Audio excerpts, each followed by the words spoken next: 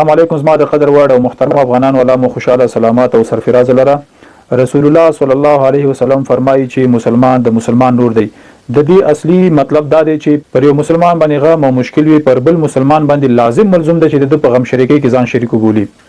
هغه مالدار افغانان چې په مسجدونو کې اول صف د دونه څوک نیول نشي، ولی د ترڅنګ به هغه مسکین بیوزله یتیم پروت وي چې د یو وخت ډوډۍ بلري، هغه هم د اوبو سره به ډوډۍ خوري او د دوه وخت بنلري په نهر به ویده کیږي. خدا خان به په غټ غټ ټوخیانو اول صف ته ځان نسي. قسم په الله که نستا مونځ قبول شي او نستا د عبادت ستا ترڅنګ یو بیوزله یتیم کونډه په لوږه باندې شپه تېروي او ته خان صاحب بس په مړه خېټه مسجد ته لاړ شه، بېرته کور ته راشه، بیا وم ټوخېږه چې ولا زه یو څوک یم، ولې ستا د مونځ عبادت نه قبلېږي. ټول افغانانو باندې غږ کوم، راځئ د دې خپلو کونډو یتیمانو بیوزلو لاسنیوی وکړو. مسافرینو افغانانو همدارنګه داخلي خانانو باندې، خانان نه دي ډډ اوازې چې په دو باندې غږ کوم د الله په خاطر باندې د خپلو قریاجاتو د خپلو کلو هغه بیوزلو یتیمانو سره کومک وکړي چې د یو وخت ډوډۍ نه لري.